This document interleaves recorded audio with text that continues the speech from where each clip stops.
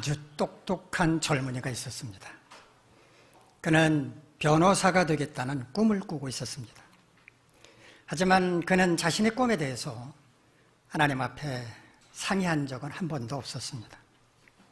하루는 그가 어릴 적부터 다니던 교회학교 선생님 한 분을 만나게 됐습니다. 그 선생님은 이 젊은이에게 이렇게 물었습니다. 자네는 어려서부터 재능도 많고 똑똑했는데 그래 앞으로 무슨 일을 할 계획인가? 그는 자신 있게 그리고 자랑스럽게 변호사가 되려고 준비하고 있습니다 라고 대답을 했습니다.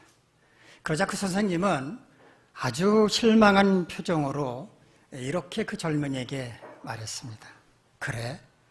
나는 지금까지 자네가 복음을 전하는 목사가 되게 해달라고 기도해 왔는데. 그 선생님의 말을 듣고 이 젊은이는 깜짝 놀랐습니다. 그리고 자신의 미래에 대해서 다시 생각해 보게 되었습니다. 그로부터 수십 년이 지났습니다. 그는 이렇게 고백했습니다. 나는 그제서야 기도하며 하나님의 뜻을 찾기 시작했고 목회자가 되는 것이 하나님의 뜻임을 알고 순종했습니다. 주님을 섬기기 시작한 지 벌써 35년. 나는 그때 내가 선택한 목회자의 길에 대해서 한 번도 후회한 적이 없습니다. 무슨 일을 하든지 먼저 하나님께 여쭈어보고 하나님의 뜻을 따라야 한다고 하는 것, 우리는 너무나 잘 알고 있습니다. 그러나 많은 사람들은 하나님께 여쭈어보지 않고 자신의 생각과 의지대로 결정하고 추진해 갑니다. 여러분은 자신 있게 나는 그렇지 않다고 대답할 수 있습니까? 오늘 이 시간에는 본문 말씀을 중심으로 먼저 하나님께 여쭤보고 난 다음에 행동으로 옮기는 삶에 대해서 함께 생각해 보도록 하겠습니다. 다윗과 블레셋 간의 악연은 골리앗과의 싸움으로부터 시작이 되었습니다. 양떼를 지키던 어린 다윗이 아버지의 심부름으로 블레셋과 전쟁에 참가하고 있던 3명의 형 엘리압, 아비나답, 쌈마에게 전해줄 볶은곡식 그리고 마른 빵을 가지고 전쟁터에 갔을 때 마침 블레셋 진영에서 골리앗 장군이 등장을 해서 이스라엘의 군대를 모욕하는 장면을 목격하게 됩니다. 그것을 본 다윗, 내가 저 골리앗과 상대로 싸우겠다고 앞장서게 되고 사울 왕의 허락을 받고 나가서 싸우게 됐는데 알고 계시는 것처럼 물매 한 방으로 고구 골리앗을 넘어뜨렸습니다. 자신들의 대표 선수격인 골리앗 장군이 쓰러지자 블레셋 군대는 한순간에 전의를 상실하고 무너지게 됩니다. 결국 이스라엘은 승리를 거둘 수 있었습니다. 물매 한 방으로 골리앗을 넘어뜨린 그 순간부터 다윗은 일약 이스라엘의 영웅으로 떠올랐습니다. 형들에게 먹을 것을 전달해주기 위해서 전쟁터에 갔던 다윗은 그 길로 집으로 다시 돌아가지 못하고 왕궁으로 가서 사울왕 곁에 머물게 되었습니다. 사울왕의 아들 요나단과는 둘도 없는 친구 사이가 되었습니다. 이스라엘이 블레셋과 전쟁을 벌일 때마다 다윗은 마치 약방의 감초처럼 꼭 그 전쟁에 참전을 하게 됐고 그때마다 이스라엘은 승리를 거두게 되었습니다. 오히려 왕인 사울보다도 다윗이 혁혁한 전과를 올리게 되면서 세간에는 사람들 사이에는 사울이 죽인 자는 천천히요 다윗은 만만이라고 하는 노래가 불려지게 되었습니다. 왕인 자신보다 어린 다윗이 오히려 백성들로부터 큰 칭송을 받는 것을 불쾌하게 생각한 사울은 다윗을 주목하여 보게 되었습니다. 다윗에 대해서 시기하고 질투하게 되었다는 것입니다. 사울 왕에게는 두 딸이 있었습니다. 그런데 둘째 딸 미갈이 다윗을 사랑한다는 소식을 전해 듣게 됐습니다. 사울은 그 순간 미갈을 다윗에게 사위로 주는 걸 믿기로 해서 블레셋과의 전쟁에 다윗을 투입해서 그를 죽일 음모를 꾸미게 됩니다. 사울왕은 신하들에게 이런 비밀 지령을 내립니다. 다윗에게 은근히 은밀하게 접근을 해서 왕이 너를 좋아한다. 우리 신하들도 너를 다 사랑한다. 너는 얼마든지 왕의 사위가 될 수 있다. 이런 말을 하도록 합니다. 그 말을 들은 다윗은 펄쩍 뜁니다. 나같이 가난하고 천한 사람이 어떻게 왕의 사위가 될 수 있겠느냐고. 왕의 사위가 되는 것이 그렇게 쉬운 일인 줄 아느냐고 말을 했습니다. 다윗의 이런 반응을 접한 사울은 또 다른 지령을 내립니다. 다윗에게 이렇게 말하도록 신하들에게 말합니다. 사울왕은 아무것도 원하는 게 없다. 다만 원수와 같은 블레셋 사람 100명만 죽이고 그들을 죽였다는 증거를 가지고 오면 된다. 이런 말을 하라고 말했습니다. 사울의 생각으로는 그렇게 말하면 다윗이 블레셋 사람들을 죽이기 위해서 몰부를 가리지 않게 될 것이고 그 과정에서 블레셋 사람에게 죽임을 당한다면 자신의 경쟁자, 자신보다 인기가 더 높은 다윗은 자연스럽게 합법적으로 죽일 수 있다고 생각을 한 것입니다. 신하들로부터 사울 왕의 뜻을 전해 들은 다윗, 자신도 왕의 사위가 될 수 있다라고 하는 꿈에 부풀어서 부하들을 데리고 블레셋 적군들을 무찌르러 나갑니다. 그런데 100명이 아니라 200명이나 죽이고 그 증거물까지 들고 사울 왕에게 갖다 바쳤습니다. 이쯤 되니까 사울 왕인들 어떻게 하겠습니까? 딸 미갈을 다윗의 아내로 줄 수밖에 없었습니다. 다윗이 사울 왕의 사위가 되자 그의 위상은 더 높아지고 맙니다. 전쟁터에서의 그의 존재감은 더 커질 수밖에 없었습니다. 그럴수록 사울 왕의 시기와 질투는 더욱 깊어만 갔습니다. 결국 사울 왕은 노골적으로 다윗을 죽이고자 했고 생명의 위협을 느낀 다윗은 왕궁에서 도망쳐 나와서 이리저리 떠돌아다니는 신세가 되고 말았습니다. 사울 왕이 자신을 추격하는 행동, 죽이려는 행동을 멈추지 않게 되자 다윗은 마침내 블레셋으로 망명을 신청하게 됩니다. 얼마나 사울 왕의 살해 위협이 심각했으면 적국으로 도망칠 생각을 했겠습니까? 당시 블레셋은 5개의 작은 나라들로 이룬 연합국가 형태였는데 다윗이 몸을 피한 곳은 가드라고 하는 조그만 성읍이었습니다. 조그만 나라였습니다. 다윗은 가드 왕 마옥의 아들 아기스를 찾아가서 우리가 사울 왕의 위협을 피해서 쫓기고 있는데 우리에게 좀 작은 성읍을 하나 달라 이렇게 부탁을 했고 아기스는 다윗에게 시글락 성이라고 하는 작은 성읍을 주게 됩니다. 이 시글락 성에서 다윗은 사울 왕과 그의 아들들이 블레셋과의 전쟁터에서 모두 죽게 되는 그 순간까지 거하게 됐는데 성경을 보면 그 기간이 1년 4개월 동안이었다라고 기록하고 있습니다. 사울 왕과 그의 세 아들이 블레셋과의 전쟁터에서 전사하자 이스라엘은 졸지에 왕이 없는 나라가 되고 말았습니다. 더구나 왕의 아들들까지 다 죽고 말았으니까 후계자도 없는 상황이었습니다. 이런 상황에서 이스라엘 백성들은 다윗을 새로운 왕으로 세우게 됩니다. 오늘 본문은 다윗이 이스라엘의 왕위에 올랐을 때 블레셋과 벌였던 전쟁에 관한 기록입니다. 함께 본문 내용을 확인해 보도록 하겠습니다. 우리 본문 17절 말씀 화면을 보면서 한번 같이 읽도록 하겠습니다. 시작. 이스라엘이 다윗에게 기름을 부어 이스라엘 왕으로 삼았다 함을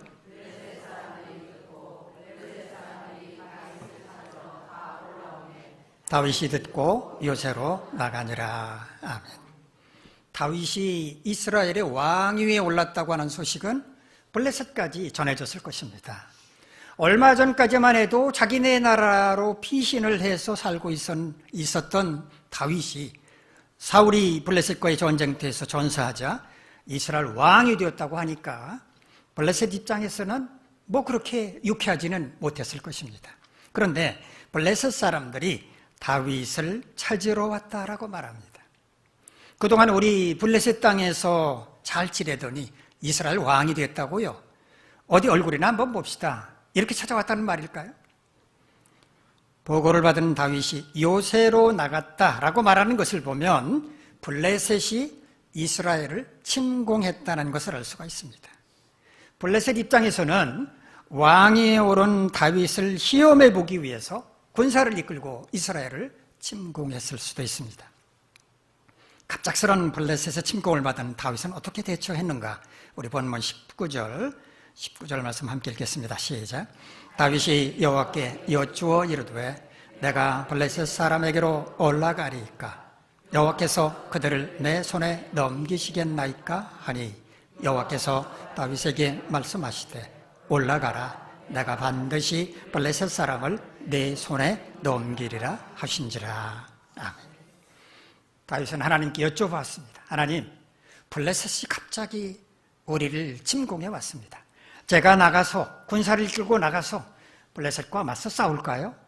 나가서 싸우면 제 손에 그들을 넘겨주시겠습니까? 라고 여쭤봤습니다. 넘겨준다라고 하는 말은요, 히브리어 나탄이라고 하는 말을 번역을 한 것인데 어떤 것을 준다는 뜻입니다. 영어로 말하면 give, 저에게 주시겠습니까? 라고 물어본 것입니다. 제가 나가서 블레셋 사람들과 싸우면 저에게 승리를 주시겠습니까? 라고 여쭤본 것입니다. 하나님은 그렇게 물어보는 다윗에게 나가서 싸우라고, 승리를 안겨주시겠다고 응답해 주셨습니다. 다윗은 군사를 이끌고 나가서 블레셋과 싸웠는데 하나님께서 물을 흩음같이 블레셋을 흩어버리셨다라고 성경은 기록합니다. 그래서 그곳 이름을 바알보라심이라고 불렀다는 것입니다. 흩어버린다라고 하는 말로 번역한 히브리어는요, 빠라치란 말입니다. 깨뜨리다, 부순다 이런 의미도 있고요, 또 도망친다라는 의미도 있습니다. 큰 통에 담긴 물을 땅바닥에 쏟아버리면 어떻게 됩니까? 물이 사방으로 흩어져 버리지 않습니까? 블레셋이 이스라엘에게 패해서 혼비백산 흩어지는 모습을 그렇게 표현을 한 것입니다. 그런데 이 빠라치라는 말의 복수 형태가 뭔가 하면 뿌라침이란 말입니다. 이 뿌라침을 우리말로 브라심이라고 번역을 한 겁니다. 그런데 바로 그 앞에 뿌라침이라고 하는 벌 앞에 바알이라는 말을 앞에다 두었습니다. 그래서 바알 뿌라침, 그거를 우리말로 바알 뿌라심이라고 했습니다. 바알을 흩어버렸다 이런 의미입니다. 아니, 블레셋을 물리쳤는데 왜 바알을 흩어버렸다고 말을 했을까요? 블레셋 사람들이 섬기던 신 바알이 패했다. 하나님께서 바알을 이기셨다라는 그런 의미의 말입니다. 21절 말씀을 보시면 블레셋 사람들이 그들의 우상을 버렸으므로 다윗과 그의 부하들이 치웠다라고 말하고 있지 않습니까? 블레셋 군사들은 그들이 섬기던 바알 우상을 버리고 혼비백산할 만큼 이스라엘에게 크게 패했다고 하는 것을 알 수가 있습니다. 구약시대의 전쟁을 흔히 거룩한 전쟁, 즉 성전이라고 말합니다. 왜 이렇게 부르는가 하면 하나님께서 친히 싸운 전쟁이라고 하는 뜻입니다. 표면적으로는 이스라엘과 블레셋과의 전쟁이지만 실제로는 하나님과 이스라엘이 섬기는 우상인 바알과의 전쟁이다. 그래서 거룩한 전쟁이라고 불렀습니다. 블레셋은 굉장히 호전적인 민족이었습니다. 역사적으로도 보면 블레셋은 굉장히 호전적인 민족이었습니다. 다윗이 이끄는 이스라엘 군대에게 대패를 당했으면 한동안 숨죽이고 있어야 옳지 않습니까? 그런데 블레셋은 다시 군사를 이끌고 이스라엘을 침공해 왔습니다. 다윗은 역시 전쟁을 시작하기 전에 먼저 하나님께 여쭈어 보았습니다. 그런데 이번에는 하나님의 응답이 달랐습니다. 우리 본문 23절, 24절 말씀 함께 읽겠습니다. 시작. 다윗이 여호와께 여쭈니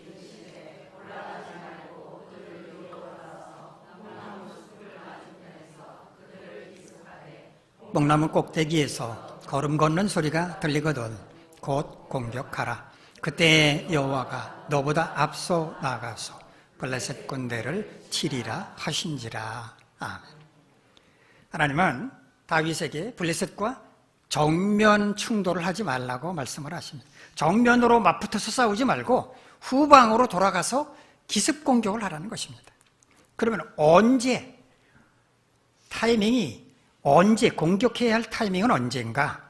뽕나무 꼭대기에서 걸음 걷는 소리가 들리면 그게 공격하라는 신호라고 알아라, 이렇게 말씀을 하셨습니다. 블레셋을 공격하는 방법 그리고 시점까지 하나님께서 세밀하게 말씀해 주신 것입니다. 과연 이 전쟁에서 다윗은 승리할 수 있었을까요? 두말하면 잔소리입니다. 하나님의 명령을 그대로 따랐는데 승리하지 않는다면 그게 더 이상한 일 아닙니까?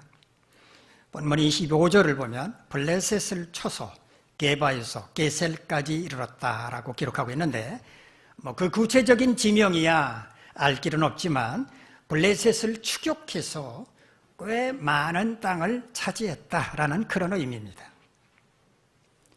오늘 본문의 이야기가 뭐 그렇게 대단한 것이냐고, 오늘 우리에게 무슨 의미가 있는 것이냐고 물으실 분은 안 계실 거라고 생각합니다. 하나님께서 우리에게 말씀을 주시는 이유는 단순히 지식적으로 그 말씀을 알고 있어라라는 그런 의미가 아니라 우리 삶에서 그 말씀을 적용하며 살라는 의미이기 때문입니다.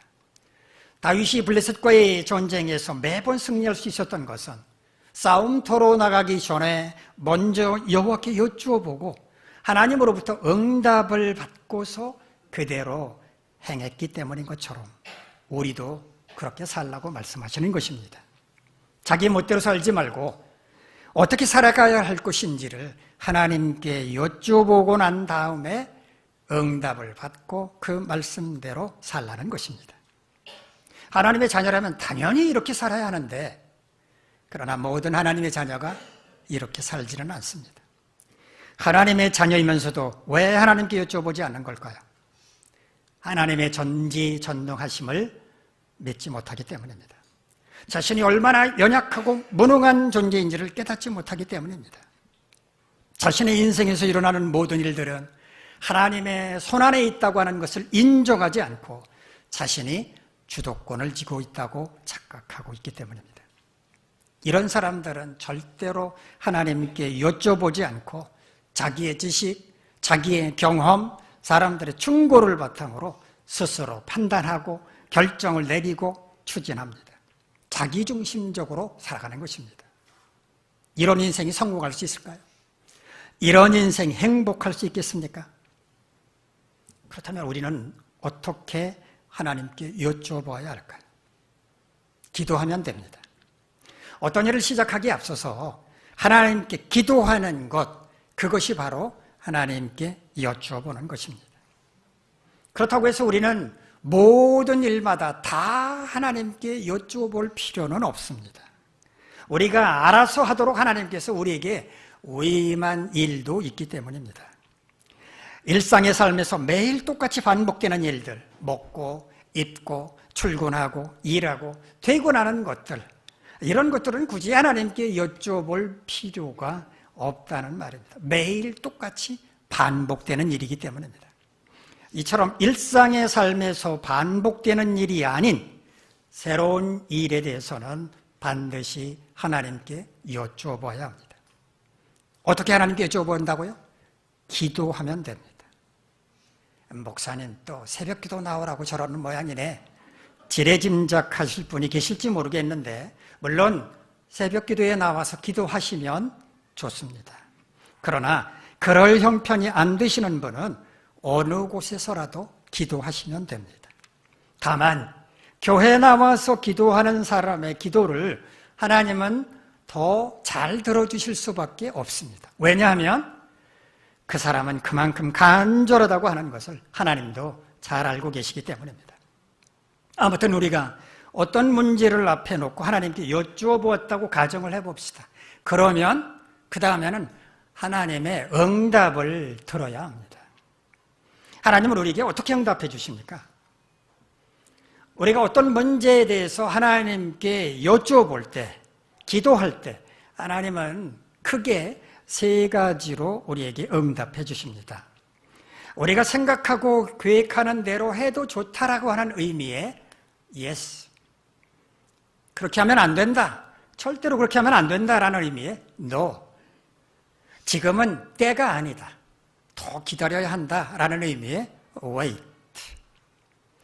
그러면 하나님은 어떤 방법으로 우리에게 yes 혹은 no 혹은 wait라고 알려주실까요? 하나님께서 직접 우리 귀에 대고 말씀을 하실까요? yes야 yes, no, no. 우리가 어떤 문제를 놓고 하나님께 여쭤보는 기도를 할 때 하나님은 다양한 방법으로 우리에게 응답해 주십니다. 첫 번째는 성경 말씀을 통해서 알려주십니다. 우리가 읽고 묵상하는 성경 말씀이 우리의 마음에 다가와 큰 감동을 안겨줄 때가 있습니다. 평소에도 여러 차례 읽고 묵상했던 말씀이지만 그날따라 그 말씀이 마음에 와닿고 마치 자신을 향해서 말씀하는 것처럼 들린다면 하나님께서 그 말씀으로 응답해 주신다고 받아들여도 무방합니다. 두 번째는 강단에서 선포되는 말씀을 통해서 알려주십니다. 목사님을 통해서 들려주시는 어떤 말씀이 바로 자신이 기도하고 있는 그 문제에 대한 하나님의 응답처럼 마음에 다가온다면 그것을 하나님의 응답으로 이해해도 된다는 것입니다. 세 번째, 주변에 있는 사람들을 통해서 알려주실 때도 있습니다. 주변에 있는 사람이 어떤 말을 하는데 그 말 가운데서 자신이 기도하고 있는 문제의 해답을 발견할 수도 있다는 것입니다. 네 번째, 여건과 형편이 자연스럽게 변해가는 것을 통해 하나님의 응답을 확인할 수도 있습니다. 자신이 의도한 것도 아닌데도 불구하고 사람이 변하고 상황이 변하는 것을 볼 때가 있습니다. 그럴 때는 하나님께서 상황을 그렇게 변화시킴으로써 기도에 응답해 주시는 것으로 보면 됩니다. 다섯 번째, 꿈이나 환상 혹은 환청을 통해서 들려주시기도 합니다. 분명하게 우리가 기도하는 것에 대해서 응답을 해주시는 경우도 있습니다. 이와 같이 하나님은 다양한 방법으로 우리가 여쭤본 것에 대해서 응답해 주시기 때문에 우리는 기도할 때 어떤 문제를 놓고 하나님의 응답을 기다릴 때 영적으로 민감해야만 합니다. 하나님께서 어떤 방법으로 응답해 주실 것인지 우리는 알 수가 없기 때문입니다. 그렇다면 우리가 이렇게 매사에 하나님께 여쭈어보고 그 응답을 확인한 다음에 행동으로 옮긴다면 우리에게는 어떤 유익이 있게 될까요? 첫째는 실패하지 않습니다. 아니, 실패할 수가 없습니다. 하나님께서 하라는 대로 했는데도 실패를 한다? 그건 있을 수가 없는 일입니다. 우리는 성공할 수밖에 없고 승리할 수밖에 없습니다. 실패는 성공의 어머니라는 말이 있습니다. 그러면 성공보다 실패가 더 낫다는 말입니까? 그럴 리가 있겠습니까? 다만 오늘 실패했더라도 그 아픔을 딛고 와신 상담하는 과정을 거친다면 성공할 수 있으므로 너무 낙심하지 말아라, 절망하지 말아라 라는 위로의 말입니다. 할 수 있으면 성공하는 것이 100번이라도 낫습니다. 실패하면 큰 손실을 입을 수밖에 없습니다. 의욕마저도 때로는 잃어버릴 수 있습니다. 입은 손실을 만회하고 잃어버린 의욕을 되찾기까지는 많은 시간이 필요할 수도 있습니다. 그러므로 가급적이면 실패하지 않는 것이 좋습니다. 실패하는 길과 성공하는 길은 다릅니다. 분명히 성공하는 길을 갔는데도 실패를 했다? 그런 일은 있을 수가 없습니다. 콩을 심으면 콩이 나고 팥을 심으면 팥이 나는 법입니다. 실패의 길을 가면 실패할 수밖에 없고 성공의 길을 가면 성공할 수밖에 없는 것입니다. 그만큼 선택이 중요하다는 말입니다. 어떤 길을 선택하느냐, 실패와 성공이 판가름 난다는 말입니다. 우리 인생에서 실패하지 않으려면 실패의 길을 가지 않으면 안 되는 겁니다. 실패의 길을 가지 않으면 되는 겁니다. 어떤 길이 실패의 길입니까? 하나님께 여쭈어보지 않고 자기 마음대로 가는 길, 그 길이 바로 실패의 길입니다. 이 땅에서의 우리 인생은 하나님이 주신 선물이므로 우리 인생의 주인은 내가 아니라, 우리가 아니라 하나님이십니다. 우리 인생에 관해 가장 잘 알고 계시는 분, 바로 하나님이십니다. 어떤 길이 실패의 길이고 어떤 길이 성공의 길인지도 하나님만이 알고 계십니다. 그러므로 실패하지 않으려면, 성공하기를 원한다면 하나님께 여쭈어보아야 하는 것입니다. 두 번째, 매사에 하나님께 여쭤보고 행동으로 옮기면 하나님께 영광을 돌리는 삶을 살 수 있습니다. 너무나 당연한 말입니다. 하나님께서 원하시는 삶을 살기 때문에 그렇습니다. 만일 여러분의 자녀가 여러분의 말을 잘 따른다면, 여러분 마음에 쏙 들게 행동한다면 여러분의 마음은 어떨 것 같습니까? 무척 기쁠 것입니다. 그 자녀가 자랑스러울 것입니다. 얼굴이 두껍다는 소리를 듣더라도 사람들에게 그 자녀 자랑을 하고 싶어 할 것입니다. 하나님도 마찬가지입니다. 하나님이 명령하는 대로, 바라는 대로 순종하며 살아가는 자녀가 있다면 하나님께서 얼마나 기뻐하시겠습니까? 하나님께 영광 돌린다고 하는 것은 하나님을 기쁘시게 한다는 말입니다. 매사에 하나님께 여쭤보고 행동하는 사람은 하나님께 기쁨을 안겨드리는 사람, 하나님께 영광 돌리는 사람이라고 말할 수 있습니다. 세 번째, 매사에 하나님께 여쭤보고 행동으로 옮기면 사람들의 부러움을 한 몸에 받는 그리스도인이 될 수 있습니다. 왜 그럴까요? 하는 일마다 형통하고 늘 기쁨과 감사가 넘치기 때문입니다. 똑똑하고 야무지고 자기 주장이 강하지 않음에도 불구하고 믿는 자로서 최고의 복과 은혜를 누리며 살아가기 때문입니다. 사랑하는 성도 여러분, 실패하지 않는 성공적인 삶, 하나님께 영광 올려드리는 삶, 사람들의 부러움을 받는 그리스도인으로 살고 싶지 않으십니까? 어렵지 않습니다. 여러분도 얼마든지 그런 삶을 살 수 있습니다. 어떻게 하면 될까요? 매사에 하나님께 여쭈어보고 행하면 됩니다. 나는 연약하고 무능하지만 하나님은 전지전능하심으로 나의 지식, 나의 경험, 사람들의 충고를 힘입어 스스로 판단하고 결정 내리고 추진하려고 하는 내 뜻을 다 내려놓고 내 인생의 주인은 내가 아니라 하나님이시므로 하나님께서 알려주시는 길을 가는 것이 마땅하다고 하는 것을 깨닫고 하나님께서 뭐라고 말씀하시든지 확신을 가지고 그 말씀을 따라 살아가는 것입니다. 여러분 모두 매사에 하나님께 여쭈어보고 행하심으로써 실패가 아닌 성공적인 삶, 하나님께 영광 돌리는 삶, 사람들의 부러움을 한 몸에 받는 그리스도인으로 살아가시기를 간절히 바랍니다. 기도하겠습니다. 거룩하신 하나님 아버지, 우리에게 우리 인생을 통찰할 수 있는 지혜, 하나님을 제대로 알 수 있는 지혜를 주셔서 매사 하나님께 여쭈어보고 행할 수 있게 하옵소서. 그래서 실패가 아닌 성공적인 삶, 하나님께 영광 올려드리는 삶, 사람들의 부러움을 받는 그리스도인으로 살아갈 수 있도록 은혜를 베풀어 주시옵소서. 예수님의 이름으로 기도하옵나이다. 아멘.